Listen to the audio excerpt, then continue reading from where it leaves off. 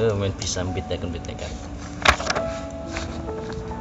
Ya. Mau tadi apa orang malas? Ini mengenai malas. Ini dong kayak apa i ada takut i. Kalimatnya Bilkit. Bilkit kalau mau tahu namanya itu Bilkit. Ya ngomong ini. Serahkan masalah yang paling susah kepada orang yang paling malas. Dia akan mencari cara termudah untuk memecahkan masalah tersebut. Ya. Karena orang malas itu pasti mencari cara paling mudah untuk melakukan sesuatu. Langsung mau. Pokoknya tak di pertanyaan. Aku ada sambung-sambungin ini. Serahkan masalah yang paling susah loh, yang paling angel pada orang yang paling malas. Dia akan mencari cara termudah untuk memecahkan masalah tersebut. Iya juga ya. Ya. Karena orang malas itu pasti mencari cara paling mudah untuk menyelesaikan sesuatu, menyelesaikan masalah. Tapi dia tidak ngomong problem, masalah atau masalah kita bersama, bahwa wong malas itu kadang sepaket dengan orang yang tidak dipercaya. Ya, wong malas sepaket karo wong dipercaya. Kare malas iki. Ora percaya sih. Padahal wong males iku. Wah, di masalah susah iki tindak wong males. Baru langsung tini cara solusi sing paling gampang. Ya Allah, sika. Ini nikmati ilmu ini iki ya. Ojo dikaitkan wong males ki ora dapat dipercaya, belum tentu, guys. Belum tentu, guys. Bahkan bisa jadi itu solusi terbaik.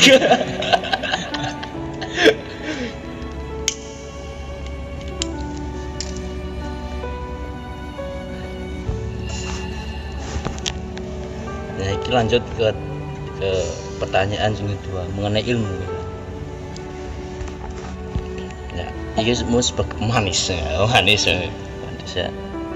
Sebenarnya akarnya kalau mau ngomong ilmu, akarnya inti dari permasalahan ini yang kita sebut sebagai ilmu itu sederhana, itu data, informasi, pengetahuan.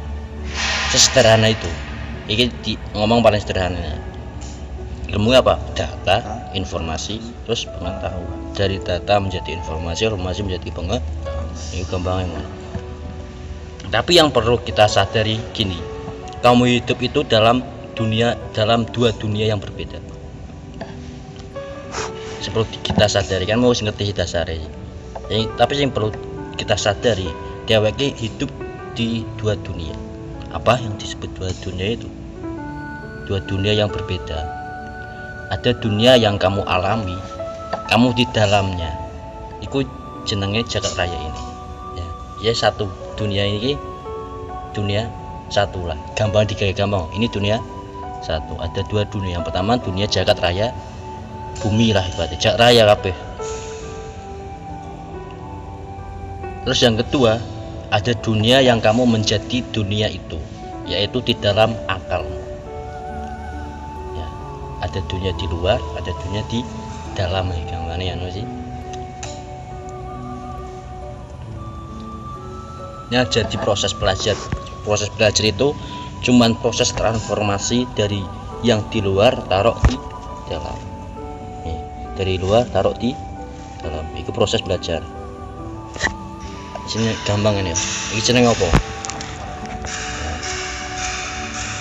Ini ngomong korek iki jarene korek iki apa jare cangkemmu? Cangkeme sih, ya kan? Ini kan hanya kesepakatan bersama sih. Iki jenenge kok. Iki wae. Iki jenenge kok. Ini kesepakatan pertama orang banyak sih ngomong iki. Wargane mungkin sih belum tentu pasti. Berkumpul. Mun ini rek ya jenenge korek. Bukan korek jos, semuanya rek jos ya, jadi rek jos. Jadi ini kesepakatan sih. Tapi nek bahane ya umpama nek rek orang mun ini rek apa? Mun ini slit kan. Kita jenengi silit. Bisa ora? Bisa sih. Bisa. Real nyeleh silitmu. Kan bukan apa namanya? mengenai nama tersebut, ia tidak bisa mengungkapkan dirinya sendiri sih. Aku jenenge korek orang ngomong sih, kan persetujuan kita bersama. Ya. Tapi gunanya apa? Sehingga kita punya di dalam dunia kecil kita, jenenge dunia kecil ya, akal dunia kecil kita. Ada sebuah konsep kalau kita ngomong korek, keluarnya di kepala kita sama. Ini podo ora, aku ngomong korek mesti podo sih. Ya. Nah, jadi proses dari luar taruh di dalam akal itu yang namanya belajar dan ilmu tadi. Nah, kita tambahi. Iki hanya sekedar persetujuan. Tapi jenenge korek ora korek iki persetujuan iki sekelompok kecil ya kan. Nah, nambane nek ana sekelompok kecil semene wae lah. Wis ngarani iki sing ngerti iki dhewek tok. Iki tak kandhani silet mau sih. Tapi dhewek ini paham kabeh. Wah, iki berarti gara-gara ngaji iki jenenge korek. Ngomong silitmu sak limo iki langsung pikiran wah korek berarti. Ya sih. Ya kan pertujuan sekelompok itu kan dari luar menuju ke akal. Dan dari akal kita akhirnya bisa tahu sing mlebu nang iki kegunaane. Ubo jenenge korek apa? Sebenarnya kegunaane ngerti. Apa jadi sebut pulpen ya bisa sih. Ya angger dia bersetuju kabeh sak 5 iki pulpen. Nah, aku ngomong pulpen, ya nang pikiran dhewe langsung kepikiran sing go nyulut rokok. Paham? Nah, kan duluan belum tahu ini korek sih. Jadi dia menampung korek ini di dalam pikiran kita. Akhirnya dia ngerti gunane korek apa, nggo ngopo, sak terus deh. Ya kan berarti kan dari luar diletokna nang akal akhirnya berjalan nang jero. Akhirnya mikir iki nggo ngopo, akhirnya dia bersetuju bersama. Nah, iki jenenge korek terus gunane nggo nyulet rokok, bisa nggo bakar rambut rambut ngisor. Iki lho rambut ngisor iki rambut ngisor pikiran iki lho. Ya kan sing bisa mikir iki sih berjalan sendiri. Ya ini semakin banyak yang ada di dalam kepala dan semakin kamu bisa gotak-gatik, ngerti lah, gotak-gatik kayak aku tak gotak-gatik emosi. Lu semakin cocok dengan dunia yang ada di luar, itu berarti ilmumu semakin banyak, semakin ada. Bahannya akeh tapi juga diberjalanke orang mau ditaruh toh, tapi diberjalanke. Wah jadi ilmu mau ikut toh orang ruwet. Jadi nek kowe misalnya kenal sebuah kata baru, ya, kata baru apa misalnya mau kan? Pertama apa? Misalnya apa? Iki contoh-contoh toh. Kata baru mas. Kata baru koyo molah sih, ya. Ya. Kan akhirnya kan kowe memasukkan konsep silet di kepalamu ya kan. Terus kowe duan berpikir iki silet iki gunane apa? Oh, jebul gunane iki nggo ngetokke barang sing kotor, ya kan. Terus maneh dilanjutke maneh, berjalan maneh nang iki. Terus iki kenapa kok kudu dicewoki? Ya wis sih. Ngopo kok kudu dicewoki?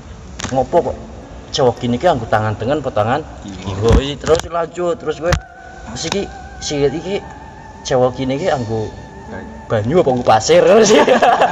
Kowe kan wis di konsep sih ini sih kan. Ya gitu. Ini dalam kepala harus berjalan. Yang dinamakan ilmu itu bahan baru itu kan, yang pertama ibarat bahan baru ya yang silet mowe lah kan. Bahan baru kamu jalankan di dalam kepala, kamu tabrakan dan seterusnya, ditabrak-tabrak ya digatok-gatok lah kan. Akhirnya kamu punya teori setelah kamu tabrak-tabrakan tadi di dalam kepala. Teori tersebut kemudian dicocokkan lagi, diaplikasikan di dunia luar. Nek ora cocok dandani maneh. Kemungkinannya ada dua nek ora cocok ya. Pertama kurang bahan atau kita salah nyambung di kepala. Dicocokke pas ora dunia luar itu. Teori tersebut. Nek ora cocok ada dua kemungkinan. Dhewek kurang bahan atau salah nyambung. Ya. Kesimpulannya ya, ini kesimpulan. Ilmu itu sebenarnya dunia yang kamu bangun di dalam kepala, di dalam akal.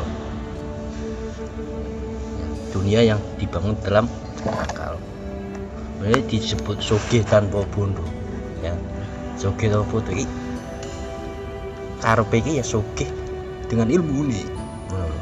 Kan ilmu kan ora benda sih. Tapi nek wong sing berilmu kan sugih ora dirine. Sugih sih. Ini dunia di dalam kepala, walaupun dewek hanya bisa guyu-guyu dewek sih, bisa seneng-seneng. Sama di dunia dewek bisa menjalankan dunia dia di dalam kepala. Weh jenenge wong super ini. Orang-orang bakal kesepian. Jadi gunanya kita belajar itu karena di dalam kepala kita itu sedikit sih, kan nambah bahan sih. Misalnya anak bocah aja. Anak bocah mancing 20 tahun. Akhirnya dia punya teori. Bocah kan mancing 20 tahun duwe teori. Mancing itu paling ampuh ngene. Mangkati jam loro lewat 15 menit ya. Gampang ya. Mangkati jam loro lewat 15 menit, madhep ngalor, nyekeli walesane anggo tangan tengen ya. Prepate merem siji. Sikile silah ya. Kok bakal oleh akeh. Teori ini ngono, selama 20 tahun. Ini contoh kan. Ya. Kita mungkin bisa nggak percaya sih, ya kan? Bisa nggak percaya sih. Tapi kita harus menghargai dia juga, karena dia membangun dunia itu selama 20 tahun loh. Bangunnya 20 tahun loh. Di kepala, membangun 20 tahun di dalam kepala. Pasti ada sesuatu yang di situ mungkin bisa benar. Ada sesuatu yang mungkin benar. Ya kan? Makanya bangun ini lama, 20 tahun. Konsepmu. Konsepnya apa mau? Mancing. Ini konsep selamat ya. Madep ngalor, alasannya sekolah aku tangan ya kan si. Buatannya merem cici. Nah itu. Ya kan bisa jadi benar, bisa jadi tidak. Kita buktikan teorinya. Makanya dia harus membangun selama 20 tahun. Dia bisa menghargai lah ibaratnya. Oh ya ibaratnya iki kan bisa disebut pintar, bisa disebut tidak pintar lah. Ya sih. Nek iku ini dhuwur berarti pintar ngono kan. Nek iku ini cilik berarti bodoh ngono kan. Kan ngono sih nek saiki sih. Iki maksudnya IQ, ibaratnya IQ ini kamu punya 1000 bahan atau 1000 memori GB lah. Sing gampang ngono kan. Kowe duwe 10 bahan mau diletakkan akalmu iki di kepala dalam sekali waktu. Ibaratnya dalam 10 menit lah misalnya lah. Kamu bisa menghadirkan berapa objek di dalam satu waktu pemikiran. Ya, dan sinau barang ini mencontohnya gampang. Aku duwe 1000 bahan. Ini lah aku. Terus dalam sekali pemikiran dalam sinau barang ini aku bisa menghadirkan berapa objek. Dan interaksi ini kepiye? Interaksi ini asik ora? Karena objeknya lebih banyak, interaksinya lebih baik, EQ-mu semakin tinggi. Tapi kalau cuma sedikit, EQ-mu tidak begitu tinggi. Bukan berarti yang sedikit tidak bisa ngapa-ngapain. Sedikit tapi nek sregep ya iso. Sih, sregep sithik tapi sregep kan bisa juga. Itu jenenge istiqomah. Kan ada kata-kata itu kan, istiqomah itu lebih baik daripada 1000 karomah. Nah, ini maksudnya itu walaupun sidik nek sregep kan malah bisa ngeluwi sing ekone luwih tinggi. Nah lho,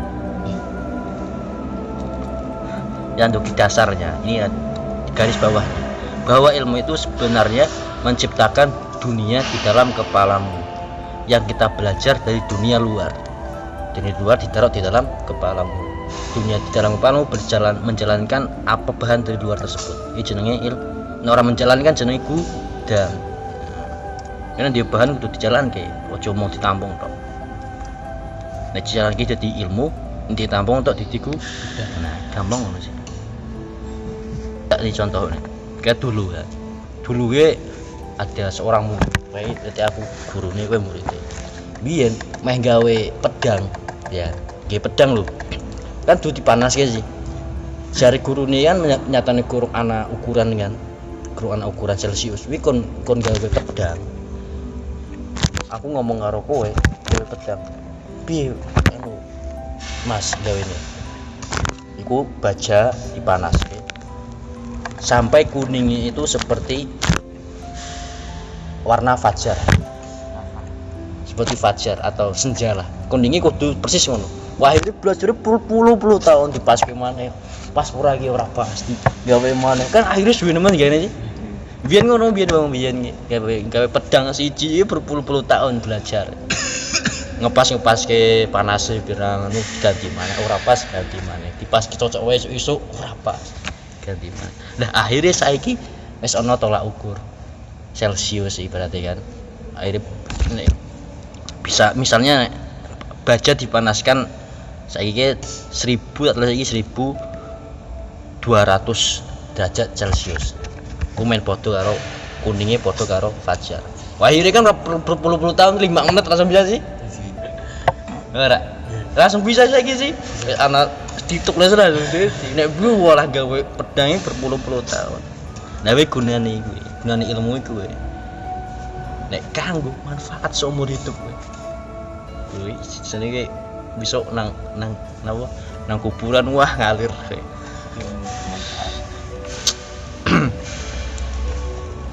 nah gitu.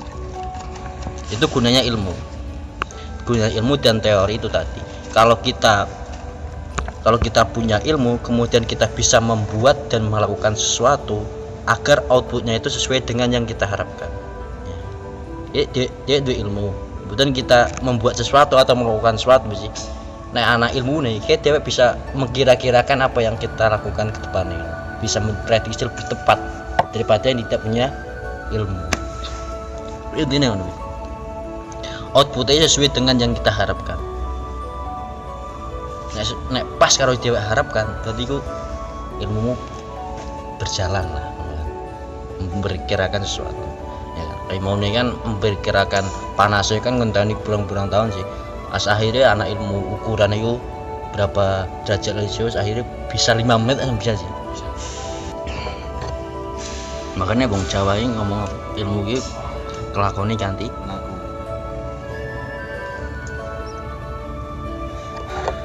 kurang dilakoni berarti kurang jadi ilmu karena kalau di dalam kepalamu tidak berguna dalam kepalamu tidak berguna untuk memprediksi masa depan sehingga kamu bisa tahu berbuat apa yang paling tepat berarti ilmumu tidak berfungsi apa itu fungsi ilmu? Fungsi ilmu dan memori tadi adalah membuat kamu bisa memprediksi apa yang kamu lakukan lebih tepat. Karena kalau kamu tidak bisa memprediksi, uripmu random setengah mati. Random gue. Cara kan gue apa? Judi lah orang wae judi. Ya. Jadi salah satu apa gunaan ilmu itu bisa memprediksi sesuatu dengan lebih tepat.